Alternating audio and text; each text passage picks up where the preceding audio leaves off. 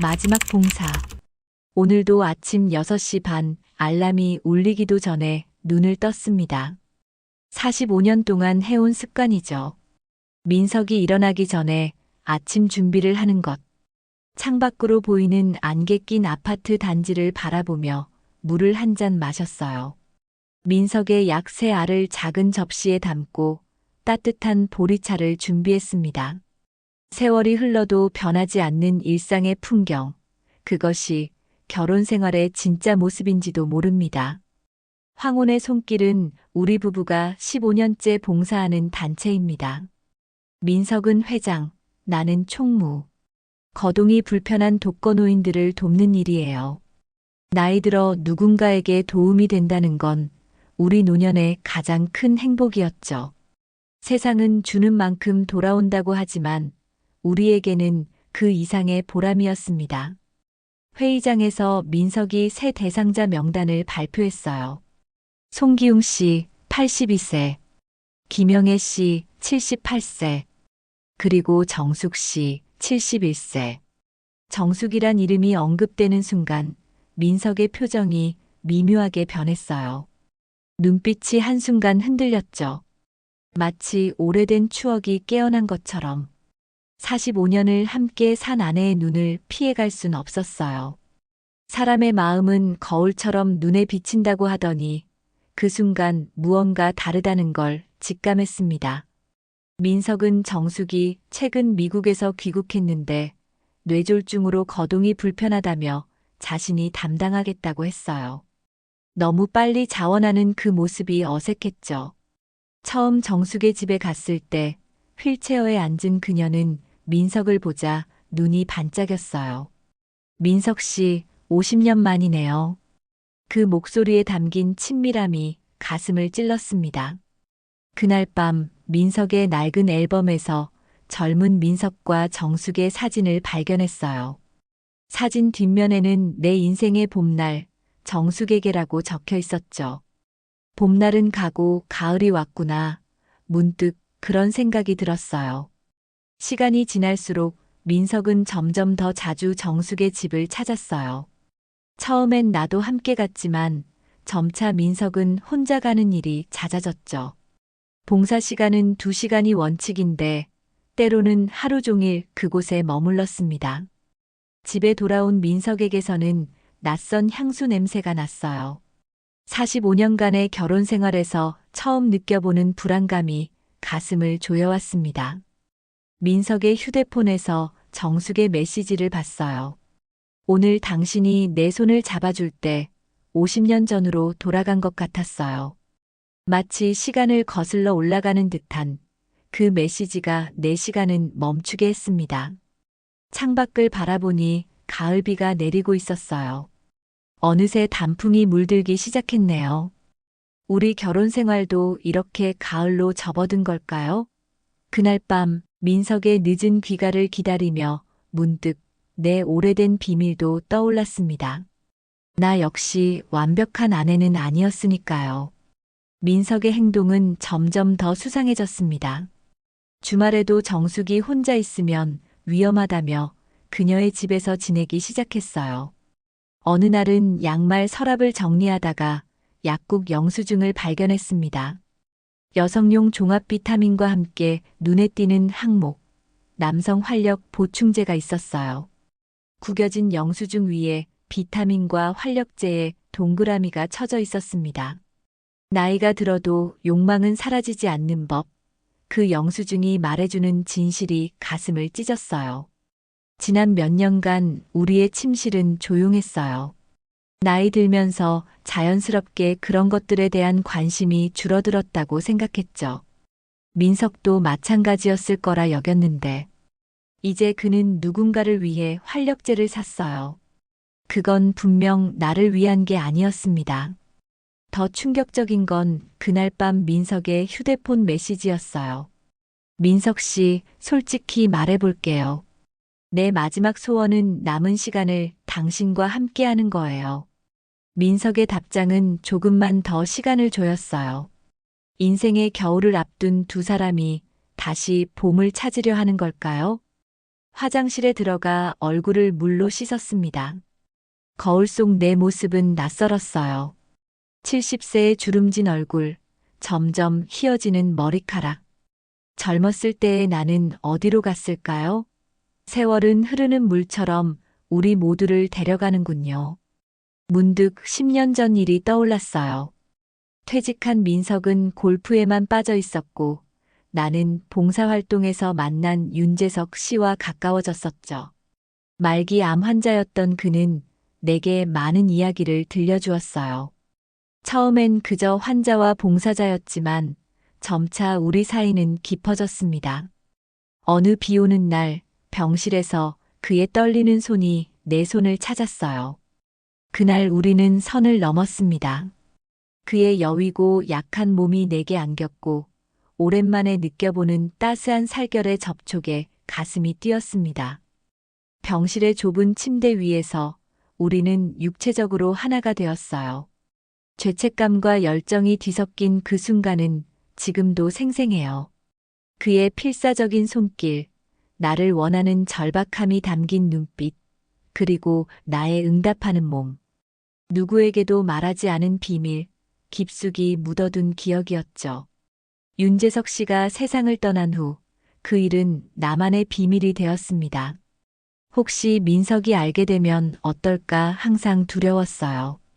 그리고 지금 그 죄책감이 더 크게 다가옵니다.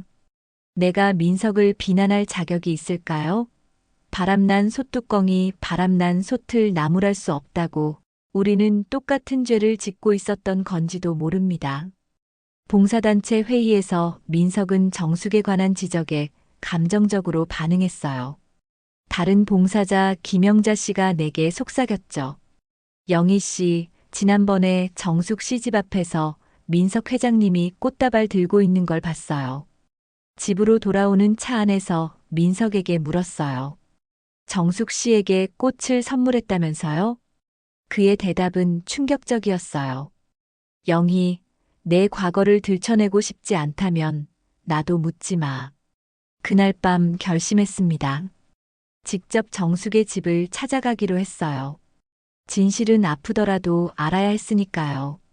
정숙의 아파트 현관에서 민석과 마주쳤어요. 그를 지나쳐 엘리베이터로 향했습니다. 속에서는 태풍이 일었지만 겉으로는 평온을 가장했어요. 오래된 부부는 말하지 않아도 서로의 마음을 읽는다던데 그 순간 민석의 눈에서 본 죄책감이 모든 걸 말해주었습니다. 정숙의 집에 들어서자 향초 냄새와 커피 향이 났어요. 테이블 위에는 2개의 커피잔과 민석의 담배, 안경이 놓여 있었습니다. 익숙한 흔적들, 내 집의 아침 풍경 같은데 여기는 다른 여자의 집이었어요. 작은 방으로 다가가 문을 열었어요. 침대는 흐트러져 있었고 민석의 파자마가 의자에 걸려 있었어요. 침대 시트는 구겨져 있었고 빈 활력제 포장지가 쓰레기통에 있었습니다. 방 안에는 미묘한 향기가 감돌았어요. 2사람의 체취가 섞인 은밀한 시간의 흔적이었죠. 순간 머릿속에 그려지는 장면들에 가슴이 찢어지는 듯 했습니다. 정숙이 휠체어를 굴려 내 앞에 왔어요. 영희 씨, 오해하지 마세요. 솔직하게 말해주세요. 당신과 민석이 어떤 관계인지. 내 목소리는 떨렸지만 눈은 단단했어요. 정숙은 처음에는 봉사 관계였지만 시간이 지나면서 옛 감정이 다시 살아났다고 했어요. 그들은 50년 전 결혼까지 약속했던 사이였답니다. 민석 씨와 저는 다시 서로를 찾았어요. 그의 손길이 내 몸에 닿을 때 죽어가는 내 몸에 다시 생명이 돌아오는 느낌이었어요. 가슴이 무너져 내렸지만 그녀의 말을 막지 않았어요. 난 남은 인생이 얼마 없어요.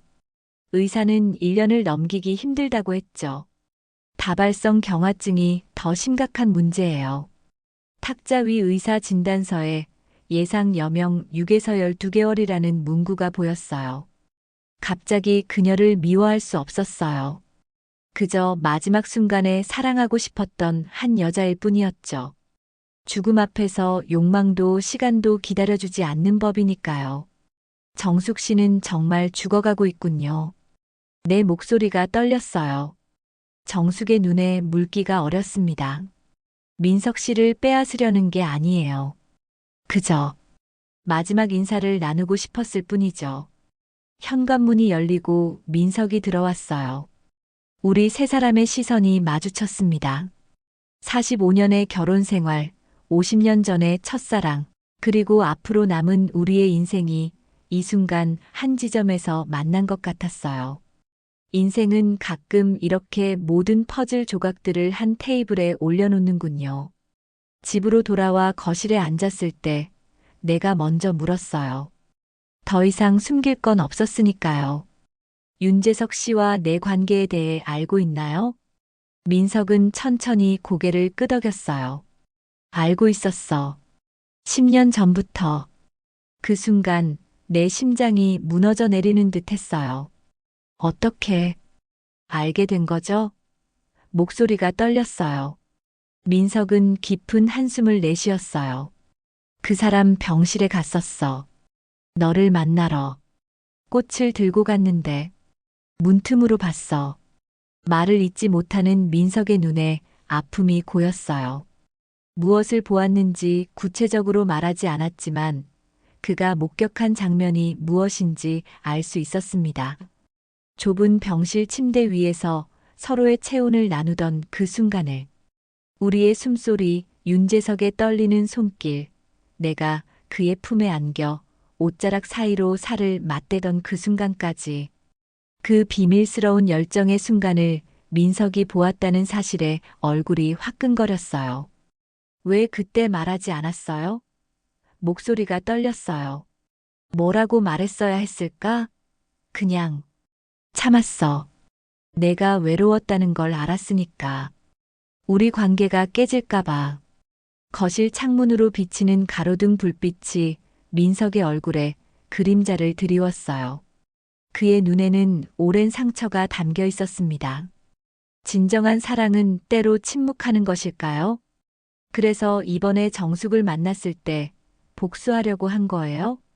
민석은 고개를 저었어요. 처음엔 도와주려고 했어. 하지만 시간이 지나면서 옛 감정이 다시 살아났어. 그녀의 몸이 약해졌지만 눈빛은 여전히 50년 전 그대로였어. 그녀와 그런 관계를 가졌어요? 묻고 싶지 않았지만 확인해야 했어요. 민석은 천천히 고개를 끄덕였어요. 미안해. 처음엔 그럴 생각이 없었어. 하지만 어느 날 밤 그녀가 울면서 내 손을 잡았어. 민석 씨, 내가 여자로서 마지막으로 누군가에게 안기고 싶어요라고. 그녀의 피부는 차가웠지만 눈빛만은 뜨거웠어. 난 그 순간 거절할 수 없었어. 그 고백을 듣는 순간 질투와 분노가 치밀었어요. 하지만 동시에 윤재석과 나눴던 내 기억이 떠올랐죠. 그의 약한 몸이 내게 기대오던 순간 삶과 죽음의 경계에서 나눈 열정. 그리고 그 이후의 죄책감. 민석과 정숙도 같은 감정이었을까요? 윤재석과의 관계는 단순한 정서적 위안이 아니었어요. 갈라진 목소리로 말했어요.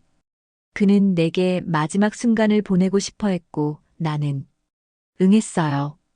그의 품 안에서 나는 다시 젊어진 듯 했어요. 세월이 우리 몸은 늙게 했지만 열정까지 가져간 건 아니었죠. 민석의 눈에서 눈물이 흘러내렸어요. 알아. 다 알아.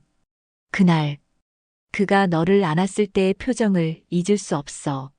넌 정말 아름다웠어. 오랜만에 빛나는 것 같았어. 그 말에 내 심장이 멎는 듯 했어요. 그는 알고 있었고 이해했다는 거였어요. 그 순간 분노 아래 숨겨진 다른 감정이 솟아올랐습니다. 부끄러움, 미안함, 그리고 고마움. 그럼 정숙도 그녀에게 마지막으로 여자임을 느끼게 해주고 싶었던 건가요? 민석은 고개를 끄덕였어요. 하루하루가 고통인 사람에게 내가 줄 수 있는 건 그것뿐이었어. 그녀의 떨리는 몸을 안아주는 것, 산소호흡기를 잠시 떼고 나눈 입맞춤. 그 모든 순간들이 그녀에겐 마지막 선물이었어. 우리는 밤늦도록 이야기했어요. 처음으로 45년 동안 쌓인 모든 불만과 오해, 상처를 꺼내놓았어요. 서로의 외로움, 소외감, 인정받고 싶은 욕구, 누군가에게 필요한 사람이 되고 싶은 마음이 얼마나 같았는지 깨달았습니다. 새벽이 밝아올 무렵 결정했어요. 당분간 지영이네 집에 있을 거예요. 생각할 시간이 필요해요. 가방을 들고 현관문을 나서는 순간 민석이 물었어요. 돌아올 거지? 대답 대신 문을 닫았어요. 나도 그 답을 알 수 없었으니까요. 딸 지영이의 집에서 지내는 일주일은 길게 느껴졌어요. 45년 동안 매일 밤 옆에 있던 사람이 갑자기 없다는 건 상상했던 것보다 훨씬 더 외로운 일이었습니다. 잠들기 전 민석의 숨소리, 아침에 느껴지던 그의 체온이 그립다는 걸 인정할 수밖에 없었어요. 지영이는 많은 질문 없이 나를 맞아주었죠. 엄마, 무슨 일 있어요? 라고 물었을 뿐. 아빠와 잠시 떨어져 생각할 시간이 필요해서라고 간단히 대답했어요. 70대 부모의 불륜 이야기를 딸에게 어떻게 말할 수 있겠어요? 밤이면 생각이 많아졌습니다. 정숙이 정말 죽어간다는 사실, 민석이 그녀에게 마지막 위안을 주고 싶어 한다는 사실, 그리고 내가 10년 전 윤재석과 나눴던 것과 다르지 않다는 사실. 그날 밤 병실에서 나눈 열정이 떠올랐어요. 그의 약한 몸이 내 위에서 떨리던 순간, 마지막 숨결로 내 이름을 부르던 그 순간. 민석은 알면서도 나를 이해했고 용서했어요. 내가 그에게 같은 이해와 용서를 베풀 수 있을까요? 민석에게서 온 문자는 단 하나였어요. 잘 지내니? 라는 간단한 메시지. 답장하지 않았습니다. 뭐라고 해야 할지 몰랐으니까요. 열흘째 되는 날 갑자기 윤재석의 아들이 연락해 왔어요. 영희 어머니, 아버지 유품을 정리하다가 발견한 편지가 있어요. 어머니께 드리고 싶은데 갑작스러운 연락에 놀랐지만 그를 만나기로 했어요. 그날 오후 근처 카페에서 그는 낡은 봉투 하나를 건넸습니다. 아버지가 돌아가시기 전에 쓰신 것 같아요. 봉투에 영희에게 내가 떠난 후에라고 적혀 있었어요. 공원 벤치에 앉아 떨리는 손으로 편지를 열었어요. 윤재석의 마지막 고백이었습니다. 영희에게 내가 이 글을 쓰는 지금 의사는 내게 한 달도 남지 않았다고 해요. 죽음 앞에서 사람은 정말 솔직해집니다. 당신의 남편 민석 씨가 병실에 온 적이 있었어요. 당신이 없을 때였죠. 그는 내게 직접적으로 말하지 않았지만 그의 눈빛에서 알 수 있었어요. 그가 모든 걸 알고 있다는 것을. 윤재석 씨, 영희를 부탁합니다라고 그가 말했어요. 그녀가 웃을 수 있게 해주세요. 그때 나는 민석 씨가 얼마나 큰 사람인지 깨달았습니다. 자신의 아내가 다른 남자에게 마음을 주는 것을 알면서도 그녀의 행복을 위해 묵인한 사람. 영희, 당신의 남편은 당신을 진정으로 사랑합니다. 눈물이 볼을 타고 흘러내렸어요. 민석이 알면서도 묵인했다니. 그는 내 행복을 위해 자신의 상처를 감추고 있었던 거였어요. 그날 저녁 지영이에게 내일 집에 돌아갈 거야 라고 말했습니다. 이제 알았어요. 내가 무엇을 해야 하는지. 다음 날 아침 집으로 향했어요. 하지만 집은 비어 있었어요. 민석의 일부 옷가지가 사라져 있었고 테이블 위에는 짧은 메모가 놓여 있었습니다. 영희에게 정숙이 갑자기 상태가 나빠졌어. 병원에 입원했어. 마지막이 얼마 남지 않은 것 같아. 내가 옆에 있어주기로 했어. 미안해. 민석. 메모를 읽는 순간 복잡한 감정이 밀려왔어요. 분노, 배신감, 슬픔, 그리고 이해. 윤재석의 편지를 읽은 후 민석의 선택을 다른 시각으로 볼 수 있었어요. 정숙이 입원한 병원을 찾았어요. 중환자실 앞에서 민석을 발견했습니다. 그는 의자에 앉아 고개를 숙이고 있었어요. 창백한 얼굴, 지친 눈. 그는 몇 년은 더 늙어 보였어요. 민석 씨, 조용히 불렀습니다. 그가 고개를 들었어요.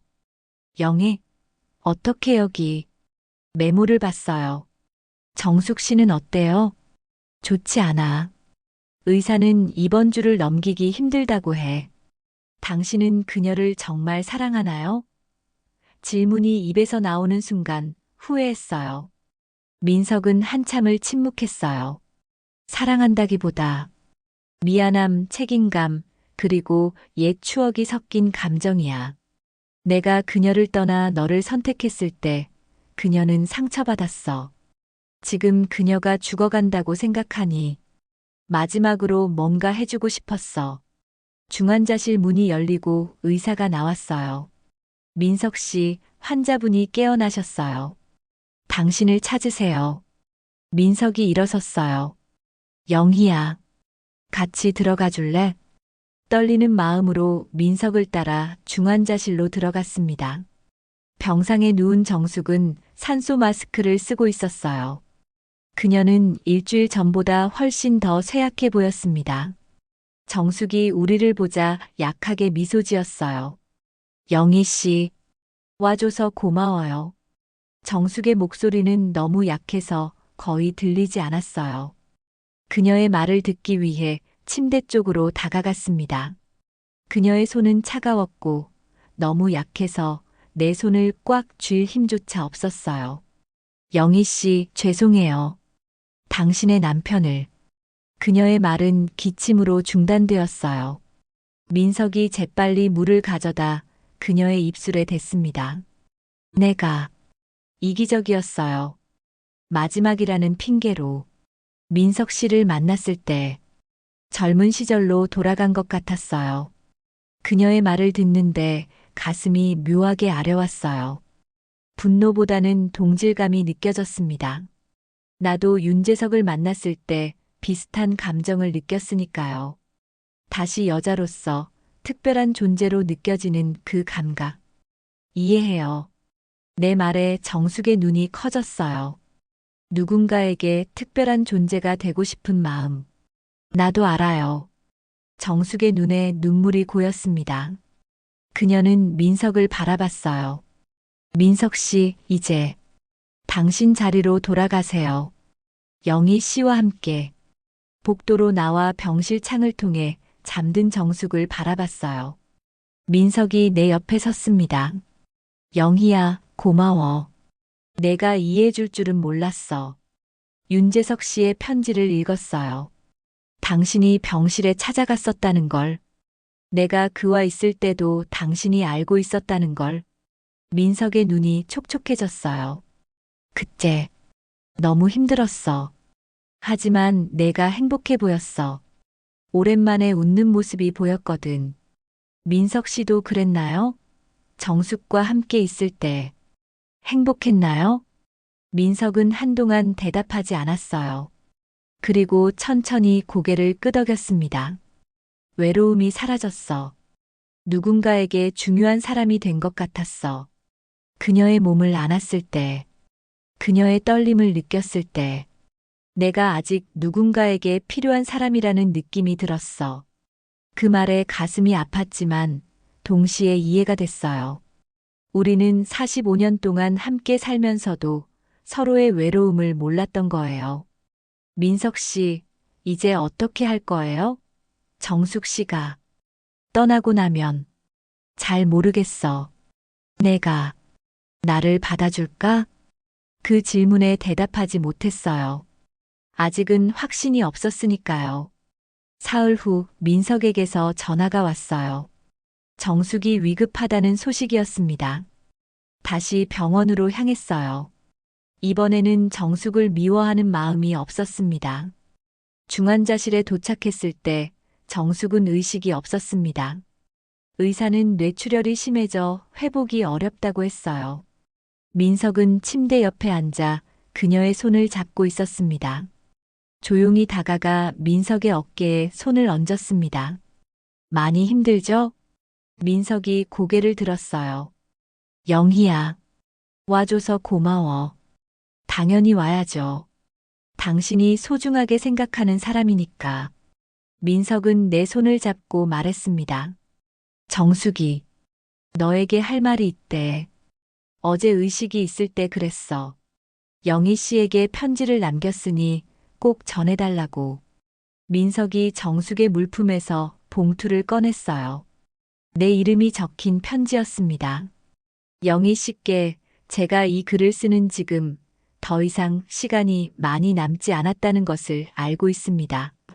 죽음 앞에서 사람은 참으로 많은 것을 깨닫게 됩니다. 당신의 남편을 빼앗으려 했던 저의 이기심을 용서해 주세요. 마지막이라는 핑계로 다른 사람의 행복을 파괴할 뻔했습니다. 민석 씨는 당신을 정말 사랑합니다. 우리가 함께 있을 때도 그는 항상 당신을 걱정했어요. 영희가 이해할까? 영희에게 상처를 주는 건 아닐까?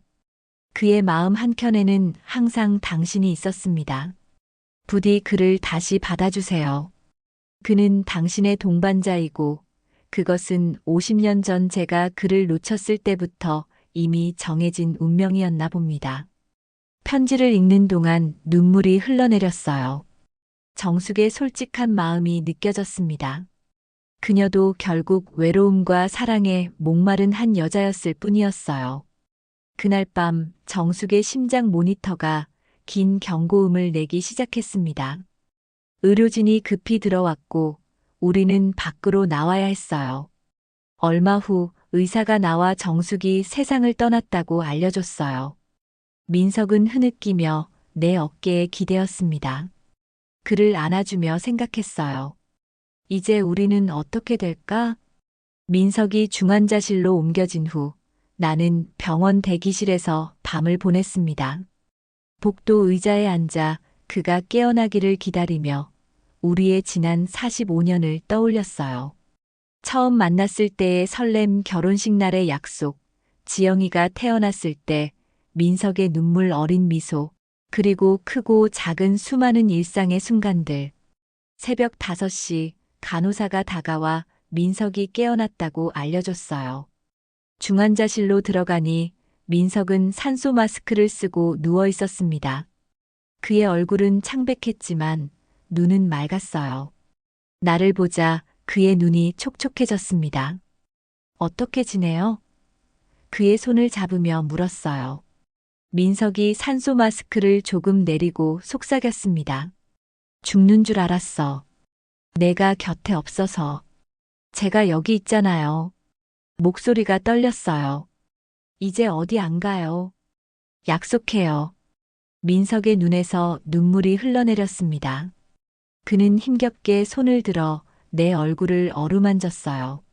정숙이, 떠났어? 네. 이틀 전에. 솔직하게 대답했어요. 편하게 가셨대요. 민석은 잠시 눈을 감았습니다. 영희야, 너무 미안해. 내가 정말 바보였어. 쉬, 지금은 말하지 마요. 몸이 회복되는 게 먼저예요.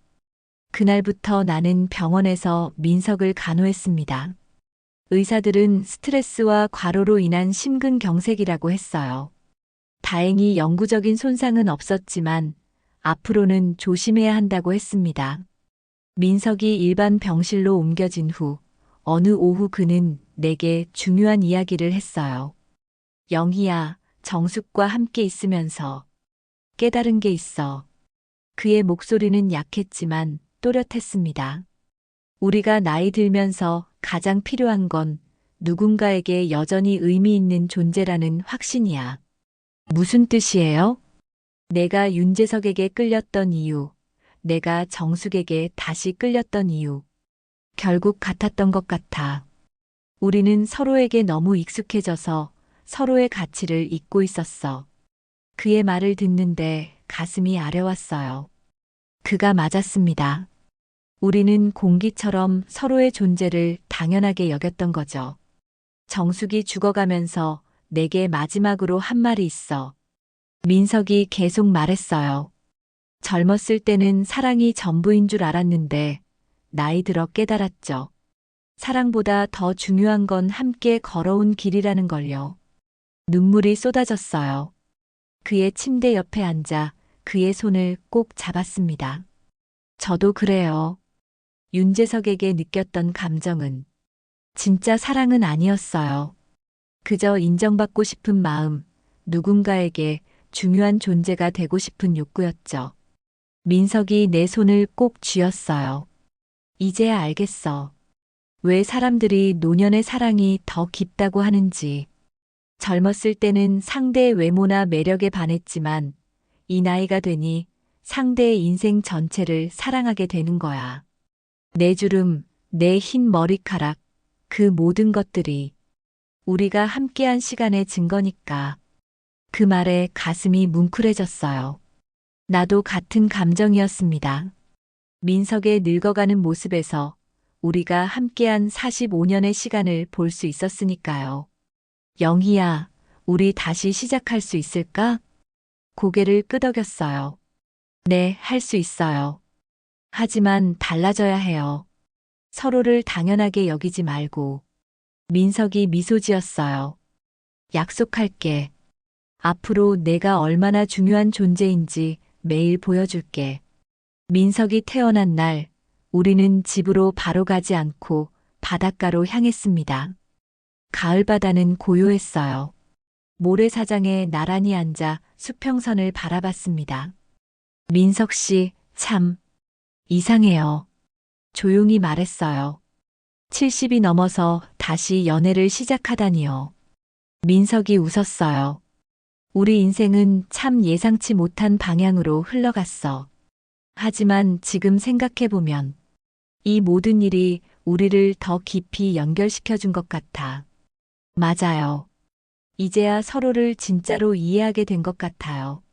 민석이 내 손을 잡았어요. 이번 일로 깨달은 게 또 하나 있어.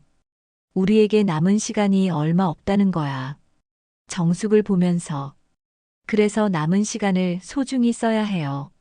서로에게, 또 우리 자신에게. 우리는 바다를 바라보며 오랫동안 이야기했어요. 지나온 시간들, 서로에게 하지 못했던 말들, 그리고 앞으로 함께하고 싶은 것들에 대해. 집으로 돌아오는 길 민석이 물었어요. 영희야, 혹시 정숙이 내게 남긴 편지 읽어볼래? 그녀가 내게도 편지를 남겼거든. 조금 망설였지만 고개를 끄덕였어요. 집에 도착해 함께 소파에 앉았습니다. 민석이 봉투를 건네줬어요. 떨리는 손으로 편지를 펼쳤습니다. 민석에게 내가 이 세상을 떠날 때쯤 이 편지를 읽고 있겠군요. 제가 얼마나 당신을 사랑했는지 알아주세요. 50년 전에도 그리고 지금도. 하지만 우리의 시간은 운명이 아니었나 봅니다. 당신의 진정한 동반자는 영희 씨예요. 그녀의 너그러움과 이해심을 보며 왜 당신이 그녀를 선택했는지 이해할 수 있었어요. 이기적인 나의 소원을 들어주어 고마워요. 당신 덕분에 마지막 순간들이 따뜻했어요. 하지만 이제 당신은 영희 씨에게 돌아가야 해요. 그녀가 당신의 참된 사랑이니까요. 눈물이 볼을 타고 흘러내렸어요. 정숙의 편지에는 진심 어린 사랑과 용서가 담겨 있었습니다. 처음에는 그녀를 원망했지만 이제는 그녀에게 고마움을 느꼈어요. 민석 씨, 편지를 접으며 말했어요. 우리 너무 많은 시간을 낭비했어요. 이제는 진짜 서로에게 집중할 때예요. 그날 밤 오랜만에 우리는 서로를 진정으로 바라봤어요. 주름진 피부, 흰 머리카락, 노년의 몸. 하지만 그 모든 것이 아름다웠습니다. 왜냐하면 그것이 우리가 함께한 시간의 증거였으니까요. 우리는 조심스럽게, 그러나 열정적으로 서로를 품에 안았습니다. 봄이 왔습니다. 정숙이 떠난 지 6개월, 민석의 심장 발작 이후 180일의 시간이 흘렀어요. 우리 부부의 삶은 조용히, 그러나 확실하게 변화했습니다. 영희야, 오늘 날씨가 참 좋네. 민석이 베란다에서 화분에 물을 주며 말했어요. 작년 가을 그의 병실에서 퇴원한 후 그는 원예에 관심을 갖기 시작했습니다. 이제 우리 베란다는 작은 화원이 되었어요. 네, 봄이 완전히 왔네요. 커피 2잔을 들고 그에게 다가갔습니다. 아침 햇살이 민석의 흰 머리카락에 반짝였어요. 우리는 베란다 의자에 나란히 앉아 커피를 마셨어요. 현관 벽에 걸린 달력에는 빨간 동그라미가 쳐져 있었습니다. 오늘은 특별한 날이었어요. 민석의 건강검진 결과가 나오는 날이자 우리의 46번째 결혼 기념일. 병원에서 의사는 미소를 지으며 결과지를 보여줬습니다. 회복이 아주 좋습니다. 이대로만 유지하시면 문제 없을 겁니다. 병원에서 나와 우리는 작은 레스토랑으로 향했어요. 결혼 기념일을 축하하기 위해 예약해둔 곳이었습니다. 창가 자리에 앉아 와인을 한 잔씩 마셨어요. 영희야, 고마워. 민석이 내 손을 잡으며 말했어요. 내가 날 다시 받아줘서. 미소 지었어요. 우리가 서로를 다시 찾은 거예요. 그동안 우리는 함께 살면서도 서로를 보지 못했던 것 같아요. 맞아. 너무 익숙해진 나머지 서로의 소중함을 잊고 있었던 거야.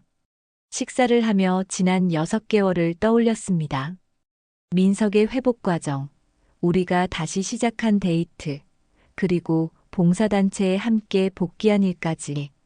민석 씨, 생각해보니 우리가 정말 많이 변했네요. 디저트를 기다리며 말했어요. 이제 우리는 서로에게 매일 감사해요, 사랑해요라고 말하고 매일 저녁 그날 있었던 일을 나누고. 예전에는 이런 적 없었잖아요. 민석이 웃었어요. 그러게. 우리가 70이 넘어서야 제대로 된 부부가 된 거야. 늦었지만 이제 알았으니 그걸로 충분해요. 저녁이 되자 집으로 돌아왔습니다. 민석이 작은 선물 상자를 내밀었어요. 결혼 기념일 선물이야. 안에는 아름다운 진주 목걸이가 있었습니다. 와, 너무 예쁘네요. 46년 동안 고마웠어. 민석이 목걸이를 내 목에 걸어주며 말했어요. 나도 준비한 선물이 있었습니다. 안에는 우리 사진들을 디지털화해서 넣은 작은 액자가 있었습니다. 지영이가 도와줬어요. 버튼만 누르면 우리의 46년이 지나가요. 민석의 눈이 촉촉해졌어요. 우리는 소파에 앉아 액자의 버튼을 눌렀습니다. 젊은 시절의 우리, 지영이의 탄생, 가족여행, 그리고 최근의 모습까지 우리의 인생이 화면에 흘러갔어요. 영희야, 난 행운아야. 민석이 속삭였어요. 이런 긴 여정을 함께 할 수 있어서. 저도요.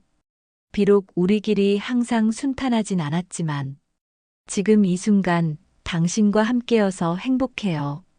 민석이 내 어깨에 팔을 두르고 속삭였어요.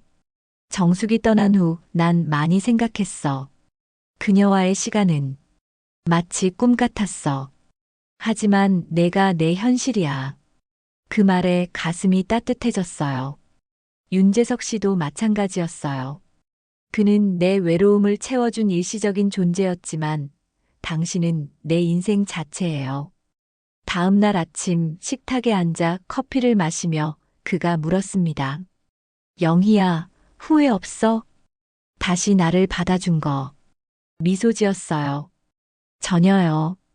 오히려 우리에게 이런 기회가 온 것에 감사해요. 그날 오후 우리는 봉사활동을 위해 김영식 할아버지 댁을 방문했어요. 현관문을 열자 할아버지가 반갑게 맞아주셨습니다. 요즘 두 분 참 좋아 보이네. 할아버지가 말씀하셨어요. 뭐 좋은 일 있소? 민석과 눈을 마주쳤어요. 미소가 번졌습니다. 그냥 서로를 새롭게 발견했다고 할까요? 내가 대답했어요. 저녁에 집으로 돌아오는 길 노을이 하늘을 붉게 물들이고 있었어요. 우리는 차 밖으로 나와 노을을 바라봤어요. 영희야, 우리 앞으로 어떻게 살아갈까? 민석이 내 어깨를 감싸며 물었어요. 하루하루를 소중히 서로에게 감사하며, 그리고 남은 시간 동안 계속 서로를 발견해 나가는 거죠. 민석이 미소 지었어요. 좋은 계획이네. 인생의 가을에 우리는 진정한 봄을 발견했으니까요.